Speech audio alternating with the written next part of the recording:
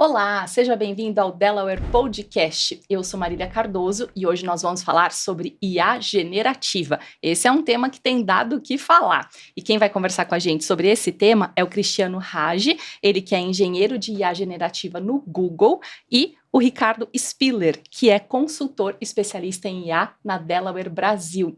Ricardo, Cristiano, sejam muito bem-vindos. Prazer, obrigado pelo convite. Muito obrigado, prazer. Bom, Cristiano, eu queria começar te perguntando o que é a IA generativa, porque IA a gente já ouve falar há um bom tempo, mas generativa é uma novidade, né? Sim, bacana. A inteligência artificial, só relembrando, é você tentar colocar para uma máquina replicar o comportamento humano cognitivo. Então, você conversa, faz uma pergunta, tem a capacidade de responder. No caso da IA generativa, ela tem um ponto adicional. Então você pode ensinar para uma IA, se você der uma foto de um gato, falar, olha, isso aqui é um gato, é um animal, ele vai guardar aquilo e aprender. Depois você pode colocar uma foto de um chapéu. Falar, isso é um chapéu, é um acessório, ele vai na cabeça, você ensinou. Aí, sem você falar mais nada para a IA generativa, você fala assim, me gera uma foto de um gato usando um chapéu. E ela cria aquela imagem, sem que você tenha ensinado aquilo especificamente. Isso pode ser usado, né, em vários contextos de negócio, mas essa acho que é a forma mais simples assim, de entender o que é esse generativa, que é trazer uma novidade cuja ela não foi explicitamente ensinada, gerando, né, por isso a generativa, algo que ainda não existia. Perfeito. Agora, Ricardo, trazendo isso para a realidade das empresas, como isso pode impactar um negócio? Olha, quando a gente conversa sobre uma máquina que pode se comunicar com o ser humano através de uma linguagem natural, eu acho que para todos nós isso ainda é uma incógnita, até onde isso pode ir. Né? O que nós podemos garantir é que, no mínimo, o nosso trabalho ele pode ser afetado diretamente em termos de desempenho, de qualidade e de performance. Né? A gente vai esbarrar em algumas barreiras, talvez a gente converse sobre isso hoje, né? Sobre alguns preconceitos que nós, seres humanos, podemos ter em relação à máquina, em relação à inteligência artificial em si, mas com certeza a forma de comunicação que a IA generativa tem trazido, a facilidade na comunicação que a IA generativa tem trazido para nós em relação à inteligência artificial como um todo, é algo extremamente transformador e impactante. Nós vamos ver essa transformação ainda durante muitos anos, se não décadas, né, do meu ponto de vista, e é algo que a gente precisa estar atento e antenado aí. Com certeza. O Cristiano, eu queria que você contasse um pouco pra gente, porque eu percebo que tem muitas pessoas e às vezes até empresas utilizando só a IA gratuita. Qual que é a diferença de uma IA gratuita e uma paga? Tá. Basicamente é ter uma maior performance, mais recursos, ou seja, você faz uma consulta e ela vai retornar com uma maior velocidade. Basicamente é isso. Existem, né, várias opções também gratuitas, tem a questão de ter só lógica ou de ter infraestrutura, é um tema bastante técnico, mas acho que um dos pontos que pode ser destacados é a questão de segurança também que vem junto com isso. Um dos pontos quando você vai ensinar a inteligência, informações para a inteligência artificial, aquilo pode ficar em uma área que é específica e segura só daquela empresa, às vezes só de um departamento, ou seja, uma mesma empresa pode ter duas infraestruturas para trabalhar com a questão da inteligência artificial generativa e, inclusive, uma não poder ver o que a outra está fazendo. Então, isso se aplica dentro da empresa e, obviamente, que se aplica dentro do mercado como um todo. Enquanto também, né, tem opções onde você ensina uma super infraestrutura, só que tudo que você ensina ela também fica disponível para todo mundo que está usando. Então são duas abordagens diferentes, existem, né, casos de usos para ambas, e aí tem que realmente escolher o que é o melhor para cada uma das empresas e para cada uma das implementações. E uma vez feita essa escolha, O que a empresa tem como maior desafio quando ela decide enveredar por esse lado da inteligência artificial generativa? Eu acho que não tem um só.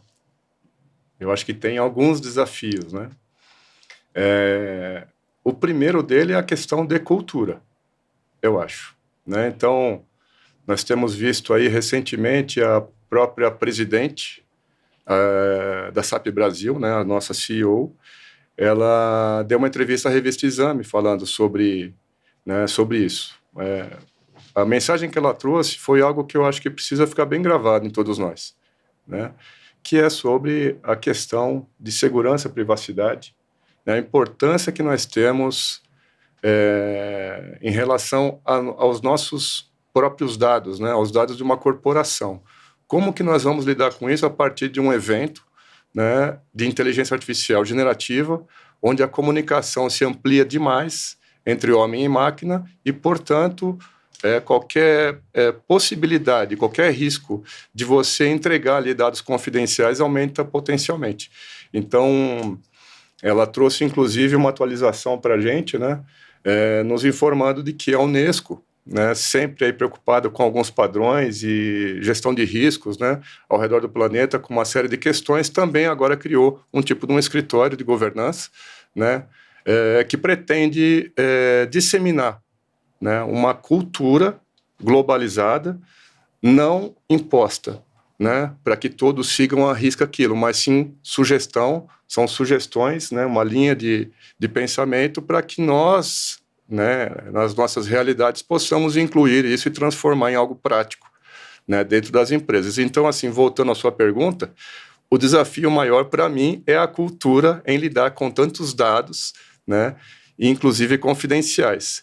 Né? Depois disso, eu acho que nós temos outros. Tem uma questão também de como você implementar isso, né? Algo que a gente está trazendo também, né? A própria SAP Brasil, ela tem a especialidade dela nisso e cada vez melhor, mas nós precisamos de pessoas especializadas, pessoas que conheçam aquilo também que querem, né? Dentro desses projetos, não é simplesmente chegar, apertar o botão e tudo funcionar, né? E para finalizar, uma das coisas que acho que nós todos aqui consensamos, né, até antes da gente começar aqui a reunião, a gente estava falando sobre isso, que é a parte da base, né? A inteligência artificial generativa, ela chegou num ponto agora, no momento, nesse momento de buzz, né, nesse momento tão fantástico, não foi porque alguém ficou programando regras para ela executar, né? Isso é um modelo antigo de inteligência artificial, né?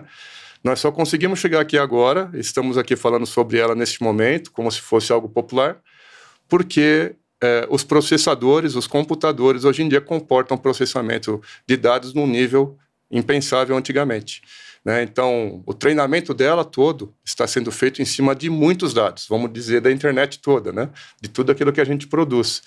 Então, a gente precisa concluir que se, né, esses dados estiverem incorretos, a informação dela também vai estar incorreta. Então, esse é o último desafio que eu queria citar, né? Os dados precisam estar bem, né? Precisam estar alinhados, harmonizados e de acordo com aquilo que a gente precisa para que ela seja ensinada em cima de uma base forte. Perfeito. Bom, na prática a gente está falando sobre pessoas, processos e tecnologia, né? Isso tudo precisa estar muito bem organizado dentro de uma empresa para que ela consiga se beneficiar.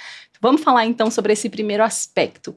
Pessoas. Qual é o desafio em relação a esse tema? Porque quando a gente fala em inteligência artificial, é muito comum as pessoas acharem que vão perder o emprego, né? Que vão ser substituídas pelas máquinas. Como é que vocês olham essa questão, Cristiano? Sim, tem essa questão da substituição, mas eu acho que tem uma que vem antes, que ela é muito simples, mas o mercado ainda está começando a perceber, que é o seguinte, é a gestão de expectativa. Quando nós vamos apresentar para uma empresa, para alguma pessoa, existe uma expectativa de que aquilo é uma solução mágica. E não é. Tem gente que diz que inteligência artificial é coisa de Deus. E assim, não é. Existe uma solução que é matemática por trás. Aquilo que significa o seguinte, aprendizados, né, que a gente teve aí durante, digamos assim, o último ano, ter a expectativa alinhada desde o início, ela elimina a chance de ter uma frustração no final da jornada. E esse alinhamento a inteligência artificial generativa, ela funciona muito parecido com o que é ensinar um humano. Então, se você não ensina ela nos mínimos detalhes para responder as perguntas que são feitas, aí acontece um termo que é usado na inteligência artificial, que é alucinar. Alucinar é ela responder de forma incorreta. Então, isso está ficando agora mais claro, principalmente no mercado corporativo. Um exemplo, perguntas sobre finanças da empresa. Um CFO, um responsável por finanças, pode querer saber, bem, uma pergunta que é simples, quanto eu tenho que pagar hoje para os 5 maiores fornecedores e ver se eu estou lastreado para ter o dinheiro frente ao que eu estou esperando também receber hoje, e qual é o risco, como eu tenho que trabalhar eventualmente com uma aplicação para não ter nenhum tipo de desencaixe financeiro. Só que atrás desses sistemas corporativos tem muitas regras. Se a gente for falar aqui, né, do SAP, tem muita coisa lá. Se você não ensinar para a inteligência artificial generativa cada parâmetro que está dentro daquele sistema, não vem a resposta correta.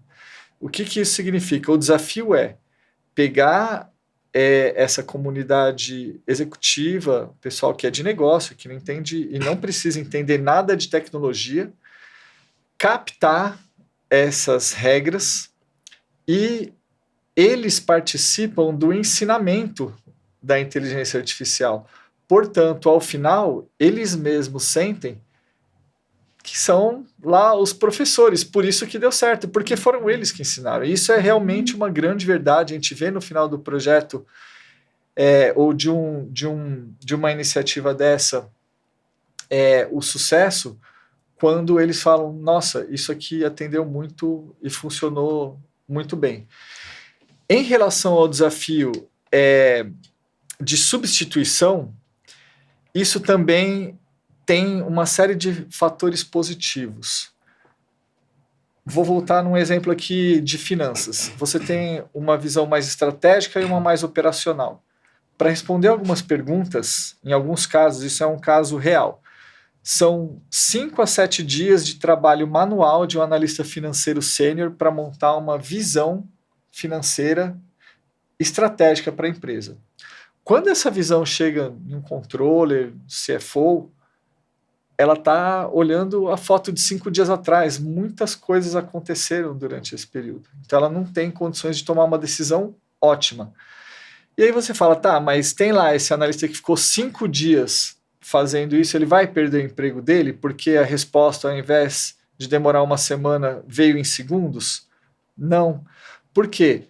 Hoje, por incrível que pareça, existe uma demanda gigante de informações que estão represadas, ou seja, muito mais insights que as empresas poderiam estar fazendo, e esse analista investe tempo em desenvolver outras, usando a inteligência artificial, porque ele também gostou da experiência. O espectro que ele tem, digamos, um time tinha, digamos, 5 focos estratégicos para tratar. Ele pode multiplicar isso para 30, 40, 50, conforme ele vai ensinando. E pode atuar muito mais em ter os insights do que fazer tarefa repetitiva. Então, nenhum dos casos, até hoje, tem pelo menos 6, né, que foram implementados, estão funcionando, em que houve redução de pessoas. Ao contrário, transformou a forma que eles trabalham. É isso aí, é melhorar a qualidade da mão de obra em vez de simplesmente eliminá-la, né? Acho que é mais fácil a gente perceber que ela pode ser, sim, um acelerador para nós, né? Nós temos, assim, inúmeros exemplos na história da humanidade, né, de momentos que poderiam ter sido melhor aproveitados por empresas e pessoas, né? Eu lembro daquela velha historinha da Kodak, né, que duvidou que a máquina digital emplacaria, né? Olha só que momento que nós estamos, né? E o que aconteceu com a Kodak, né? Depois dessa recusa em olhar para frente, né, e se conformar com aquilo que ela já tinha. Então, eu acho que a inteligência artificial, assim como nossos browsers, como o Google, que a gente vem usando há tanto tempo já, eles precisam estar junto com a gente precisa se acostumar com a tecnologia, não adianta fugir dela, porque ela vai fazer parte sempre da humanidade, do meu ponto de vista, né?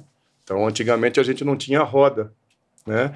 E, portanto, as lavouras, elas eram cultivadas de uma maneira muito rústica, né? E cansativa, o que fazia que a pessoa, né, ali quem estava cuidando daquela lavoura, se cansasse tanto a ponto de chegar no momento de questionar, será que está valendo a pena o que eu estou fazendo aqui, né? Eu estou gastando mais energia do que eu estaria parado, né? Então, a tecnologia, ela vem, eu acho que principalmente falando de IA generativa, ela vem se aliar a nós, do meu ponto de vista, no DNA, naquilo que é DNA da humanidade, que é buscar sempre um caminho mais encurtado, economizar energia, economizar custos, né? Esforços. Então, é isso. A IA generativa, assim como toda a tecnologia que a gente tem até hoje, vem para nos ajudar. Mas se a gente ficar brigando contra ela, né, não adianta. Acho que tudo bem, vamos questionar, né? Sempre é bom questionar, né? Mas questionar e também tentar usar, aprender, chegar junto, né? Acho que é isso aí. É isso mesmo. Então é para somar, não é para subtrair nada. Agora, quando o Cristiano traz essa questão de que é preciso ensinar a inteligência artificial, aí, Ricardo, eu queria que você trouxesse para a gente qual é o papel dos dados nisso, porque a gente precisa ter uma casa bem arrumada, como ele comentou, para que a gente consiga se beneficiar, né, de uma forma realmente eficiente, né? Sim. Olha, eu acho que daria para falar sobre isso, dando um exemplo, né, de um cliente parceiro da Delaware, né, onde é desejável que nós, né, como parceiros deles, junto com a Google, né, tracemos ali um plano de desenvolvimento de uma solução que vai ajudá-los a comparar dados, né, os dados que eles têm em casa, vamos dizer assim, os dados da própria empresa, com dados de seus concorrentes, que estão publicados na internet, né? Para que a gente chegue a oferecer aquilo que é o objeto de um trabalho, né, objeto do desejo deles, que seria chegar aos insights em relação a esses dados comparativos, nós vamos primeiro precisar fazer um trabalho de base, todo direcionado à extração, ao tratamento e à gravação desses dados que vêm de ambos os sistemas. Um sistema do cliente, no caso, o S/4HANA. O outro, que vem da própria internet. São dados que precisarão ser extraídos, cada um dos seus respectivos ambientes, por especialistas em dados, tratados, e após isso nós poderemos, então, colocar uma inteligência artificial, né, que lê aqueles dados, interpreta e tanto pode gerar insights, né, ajudando com que essa instituição ela seja mais competitiva, né, no mercado, quanto também pode ajudar a responder perguntas que ainda não foram feitas, né, pelo próprio usuário. Então, é uma composição, né, é uma solução que envolve a disponibilização de insights automáticos através de dashboards que serão disponibilizados juntamente com o chatbot, que vai permitir a interação do usuário, né, em relação àqueles dados ali apresentados. E aí eu queria que você trouxesse para a gente, Cristiano, quais são os setores que mais estão se beneficiando da inteligência artificial? Eu entendo que são muitos, talvez todos, assim. Todos, Um enfoque que tem nascido nessa parte, quando a gente fala aqui do SAP especificamente, é a área de finanças, né? O SAP, ele nasceu para finanças, para contabilidade, e sim, tem casos como MRO, vendas, são todos outros temas assim do SAP, mas finanças é um processo que, para tesouraria, contas a pagar, contas a receber, ele é muito parecido em todas as indústrias, em todas as empresas, em qualquer lugar do mundo. É você receber dinheiro e pagar. Um processo de vendas, de produção, já pode mudar muito mais. Vender serviço, vender um carro elétrico, ou vender um foguete, ou vender frutas. Muda bastante. A parte de finanças ela é mais homogênea. Então, a gente vê que as empresas estão molhando os pés, fazendo a replicação de algo que é mais homogêneo, ou seja, dá para replicar mais facilmente, implementar mais facilmente. Tendo essa experiência, as ideias que vêm das próprias empresas são infinitas. Elas já falam, bem, agora eu quero ver isso para a área de contratos, agora eu quero ver isso para a área de produção, quero ver isso para a área de logística.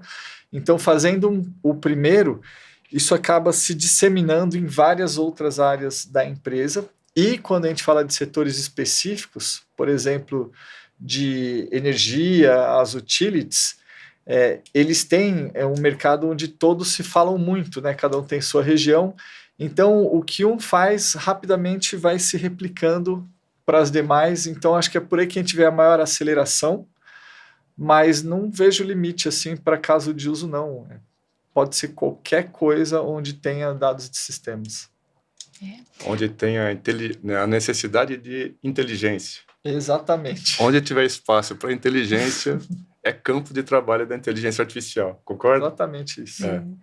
Bom, Ricardo, eu queria que você trouxesse para a gente, então, uma vez que uma empresa está convencida de que ela vai se beneficiar da inteligência artificial, como é que é o caminho que ela deve percorrer? A primeira coisa que eu faria é identificar dentro da própria empresa ou junto aos seus parceiros, como a Delaware, como o Google, né, se ela tem maturidade para implementar uma inteligência artificial naquele campo onde existem dados que podem ser sensíveis, né, e precisam da sua segurança, precisam de privacidade e de regras para isso. Então, o que eu faria seria a primeira coisa que eu faria seria, nós temos maturidade para implementar uma inteligência artificial, né, e garantir a privacidade dos nossos dados, é a primeira pergunta que eu faria. Se passar dessa pergunta para frente, nós vamos precisar, então, de pessoas que saibam explicar o que querem, né, e de parceiros que possam implementar aquilo. Né? Eu acho que a partir daí, e você também com uma capacidade de investimento, um budget para a criação de uma infraestrutura, né, a infraestrutura necessária, a aquisição de licenças, caso necessário, né, talvez até pensar que isso vai precisar de uma manutenção e de pessoas especializadas, eu acho que é o caminho certo para você começar.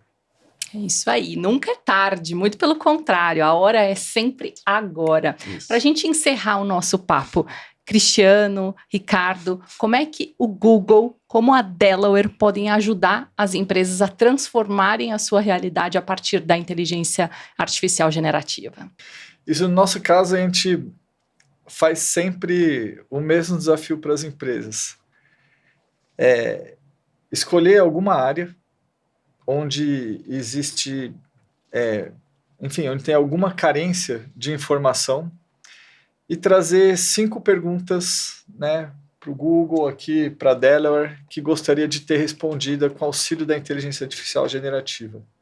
E aí a gente entra com uma metodologia, mais a plataforma, mais o serviço, para entregar no final resposta a essas 5 perguntas, ou seja, você faz numa linguagem natural, como se estivesse falando com um humano, e a solução vai dar a resposta. Isso é um início, né, para desvendar aí digamos assim, alguma crença de que isso ou é muito complexo, ou precisa de uma ciência lá, ter estudado ou trabalhado na NASA. Não.